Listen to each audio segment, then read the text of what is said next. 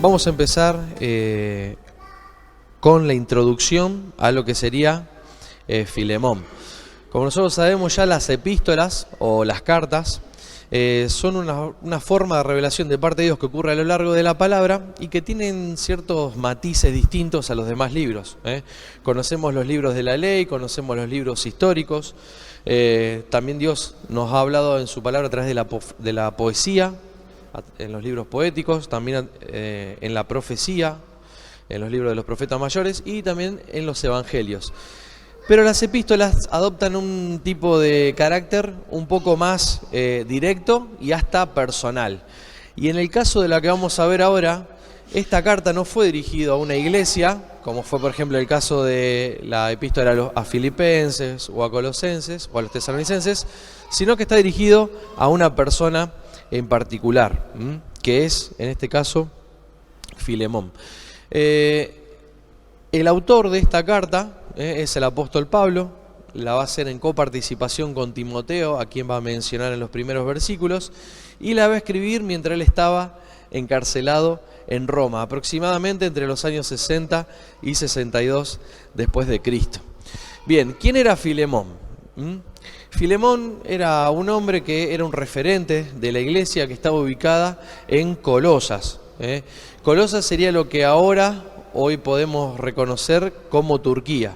Sin embargo, no hay alguna ciudad allí ahora en la actualidad, no está Colosas en la actualidad, pero en los días de Pablo era una ciudad muy importante y sabemos que Pablo se había dirigido a los hermanos en Colosa en la epístola de los Colosenses o a los Colosenses. Pero bueno, suponemos que Pablo pudo haber visitado esta ciudad, es solamente una suposición. Lo que tenemos que saber como trasfondo de esta carta es conocer un poquito acerca de los oscuros antecedentes de esclavitud en ese lugar. En el Imperio Romano había aproximadamente 60 millones de esclavos y la población estimada era de 120 millones, así que había muchísimos esclavos. Eran objetos, eran peores que un enemigo y se podía disponer de ellos como uno quisiera. Los esclavos estaban sujetos a los caprichos de su amo.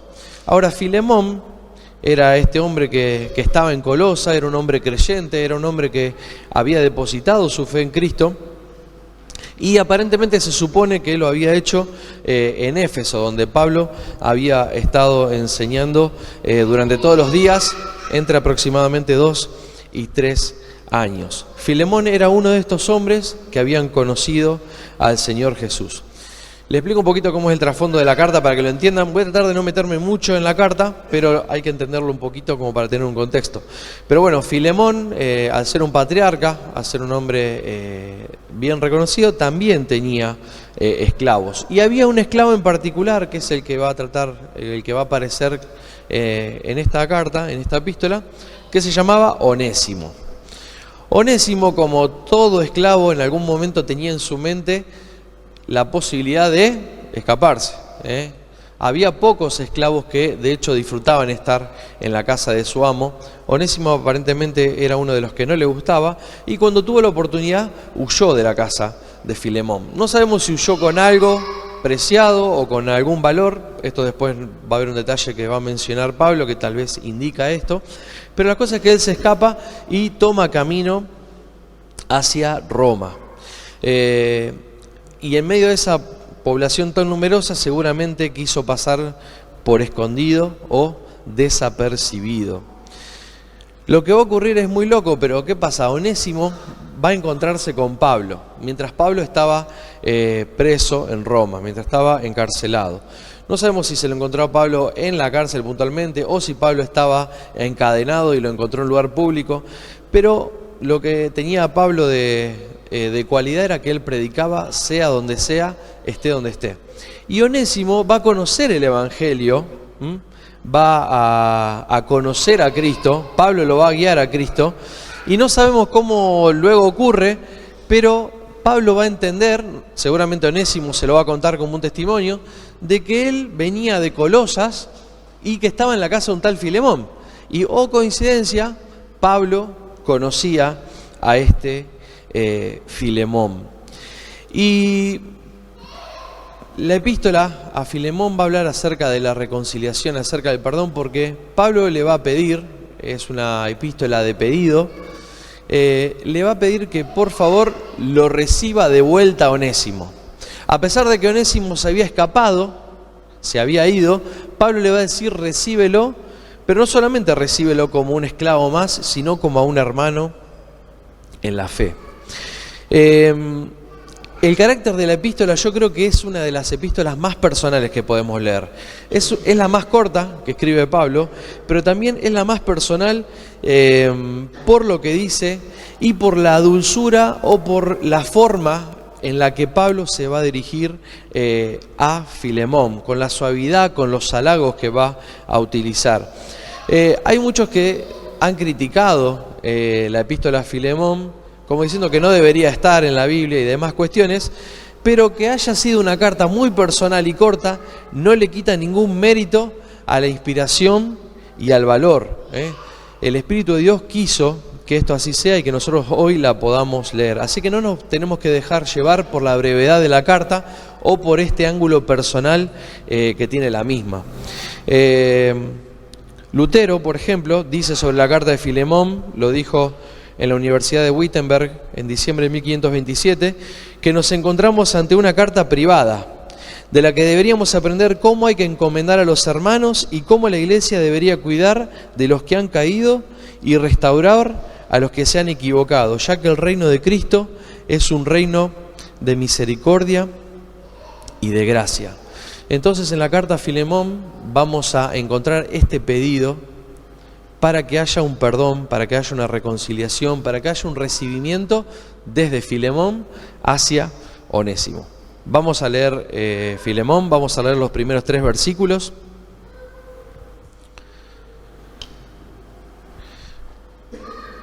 Dice: Pablo, prisionero de Jesucristo, y el hermano Timoteo, al amado Filemón, colaborador nuestro, y a la amada hermana Apia, y a Arquipo, nuestro compañero de milicia, y a la iglesia que está en tu casa, gracia y paz a vosotros de Dios, nuestro Padre, y del Señor Jesucristo.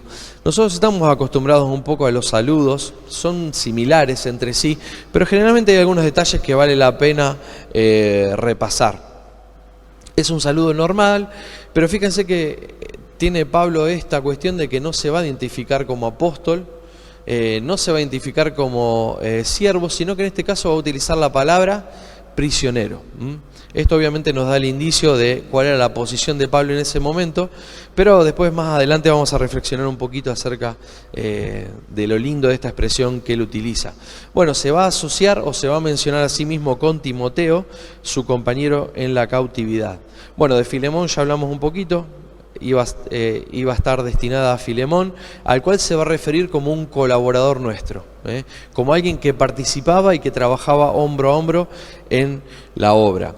Y en cuanto a Apia y a Arquipo, que son los otros 2 nombres que mencionan, Apia es una mujer y Arquipo suponemos que como era una carta que era de carácter personal, estaba dirigida a Filemón y seguramente a su núcleo familiar. Así que más o menos se piensa que Apia era la esposa de Filemón y Arquipo era el hijo. De Arquipo se sabe que desempeñaba un cargo muy importante en la iglesia de Colosas. Esto aparece en Colosenses 4:17 y se lo menciona, o él se refiere a Arquipo como compañero de milicia. Y es una expresión que a veces usamos, yo a veces uso también, porque es una expresión muy linda, porque no solamente habla del compañerismo, de la comunión, del trabajo en equipo, sino que también lo menciona en la milicia, como que somos parte de un ejército especial, el cual recibe órdenes de Dios y trabaja en pos de Él.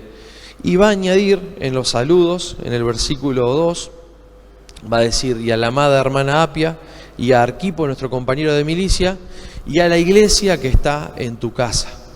Así que se va a referir nuevamente a ese ámbito íntimo al cual estaba referida la carta, donde seguramente también había reuniones. Lo que tiene de lindo la carta de Filemón, ¿todos la leyeron alguna vez? A ver, levanten la mano. Sí, son pocos versículos, si no es un buen momento para leerla. Pero va a hablar de cuestiones muy prácticas que ya las va a desarrollar el que le toque la siguiente, creo que le toca a Lale. Va a hablar acerca de orar los unos por los otros, de saber y entender los cambios que Dios hace en sus hijos, de perdonar y de la reconciliación. Ahora, yo quería solamente tenía que hablar de los 3 versículos, pero quería que nos podamos llevar algo. De algunas expresiones que utiliza Pablo y de cómo aprender del apóstol un poquito más. Hay muchas cosas de las cuales podemos aprender. Pero en el saludo va a aparecer unas 2 palabritas que son las que quiero que podamos compartir en forma especial. Una es cuando él se refiere a sí mismo como prisionero. Me sorprende muchísimo porque tal vez cuando a mí me pasa una situación difícil, la situación me agobia y a veces dejo de hacer cosas que debería hacer, pero Pablo, siendo prisionero, siempre mantuvo su vocación de servicio al Señor, esté en la situación en la que esté. Porque la vida en Cristo nos da otra perspectiva. En la escuela dominical hablábamos un poco acerca de la regeneración el domingo pasado y hablábamos acerca de que lo que Dios hace con nosotros es cambiar por completo nuestra visión, nuestra perspectiva, nuestro espíritu, nuestra mente, nuestra forma de ver las cosas, nuestros propósitos y también incluso nuestros principios. Y en el caso de Pablo no hay excepción. Y es por eso que él va a ver su circunstancia de una forma muy distinta. Porque él estaba nuevamente en la cárcel. Pablo estuvo muchas veces en la cárcel. No sé si se acostumbró o no. Pero nuevamente él no va a responder al encarcelamiento enojándose como si fuera un capricho o quejándose de la situación, sino que va a reconocer la providencia de Dios en todas las circunstancias. Él se va a referir a sí mismo como prisionero de Cristo Jesús.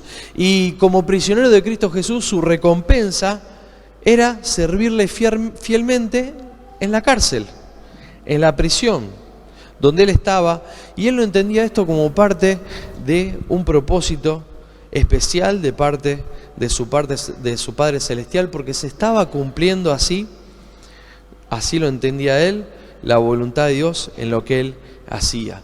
Fíjense que en este encarcelamiento en particular, porque estamos justo leyendo la epístola a Filemón, pero él va a conocer en su encarcelamiento a Onésimo. Y va a poder no solamente llevar a Onésimo a Cristo, sino que además lo va a guiar para que pueda volver con Filemón.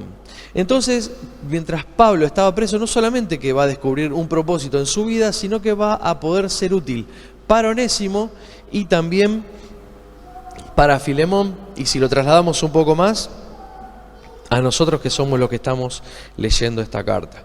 A pesar de la incomodidad y del desánimo de la situación en la que se encontraba Pablo, él estaba aprendiendo una verdad que nosotros a veces aprendemos a los tumbos, pero es que los caminos de Dios siempre son más altos que los nuestros y que nosotros tenemos una visión muy acotada de las cosas, pero sin embargo cuando nos ponemos en las manos de Dios podemos trabajar para sus propósitos eternos, que aunque nosotros no lo podamos ver, es un privilegio que podamos participar en ellos.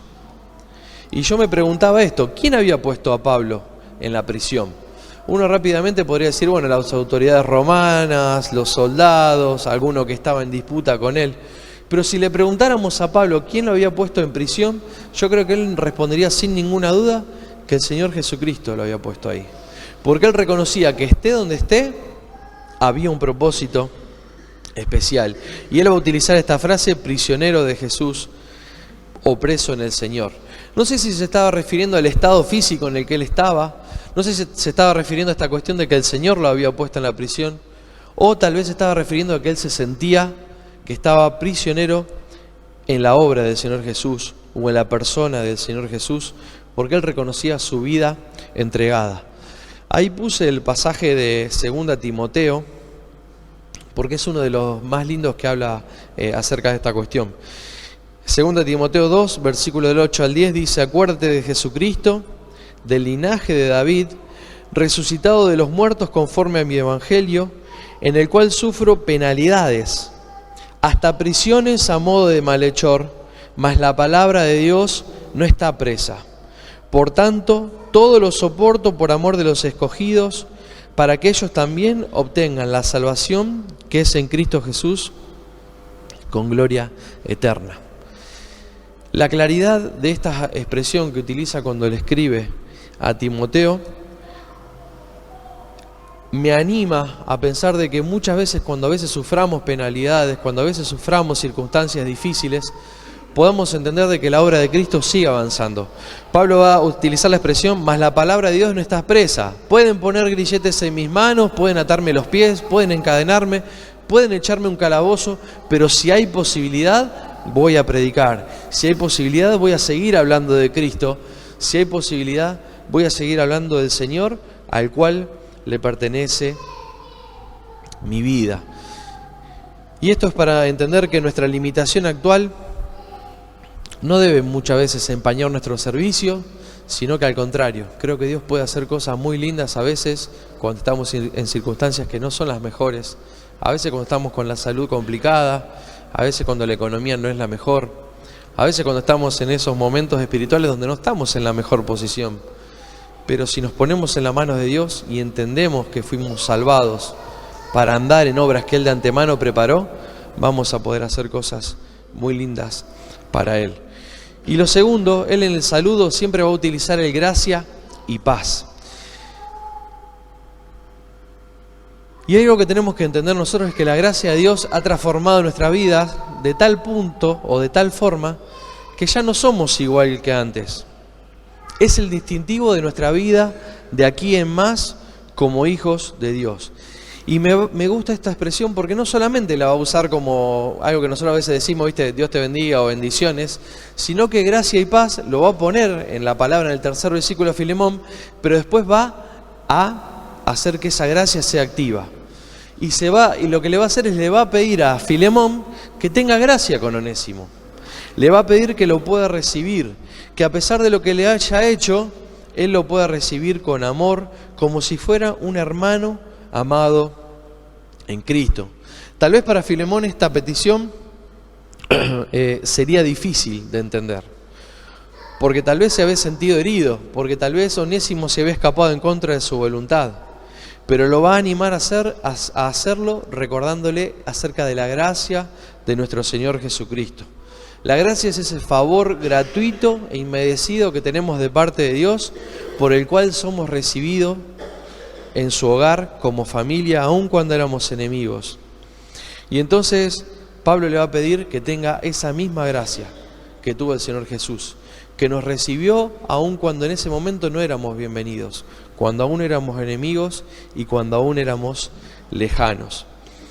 El Señor Jesús, cuando comisiona a los discípulos en Mateo 10:8, le va a dar una lista de cosas que pueden hacer, pero sobre el final de ese versículo va a decir, de gracia recibisteis, dad de gracia.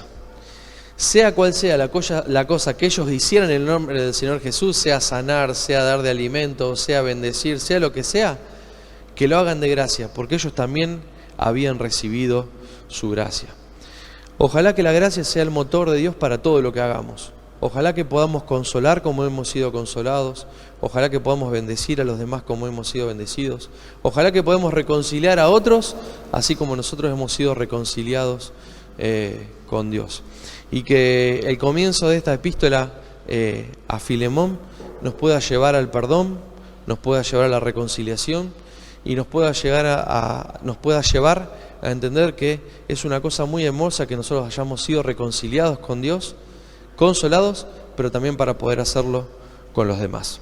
Vamos a orar. Padre del cielo, te damos gracias porque hemos sido recibidos de pura gracia. Te damos gracias, Padre, porque hemos sido bienvenidos en un lugar donde no merecíamos. Te damos gracias, Padre, porque nos impacta la escena de que Onésimo veía predicar a Pablo en cadenas y sin embargo se dio cuenta de que Pablo tenía una libertad especial. Pablo hablaba como si no tuviera cadenas, Pablo hablaba como si no estuviera prisionero, Pablo hablaba como si dependiera de su vida hasta el último momento, contar acerca del Evangelio. Padre, te damos gracias porque esto impactó la vida de Onésimo de tal forma de que recibió a Cristo. Padre, pero también te damos gracias porque el ejemplo de Pablo de predicar en todo momento es para nosotros un aliento, es para nosotros una motivación. Pero también, Padre, es una motivación para nosotros saber de que Pablo indica a Filemón que reciba a Onésimo en su hogar nuevamente como un amado hermano en la fe. Padre, te queremos pedir para que podamos perdonar activamente, para que podamos reconciliarnos, no solamente contigo, sino también con nuestros hermanos. Padre, te damos gracias por esta gracia que hemos recibido en la cruz y te damos gracias porque Cristo lo hizo de manera perfecta y completa. Te damos gracias, Padre, por Cristo nuestro Salvador, y en el nombre de Él oramos. Amén.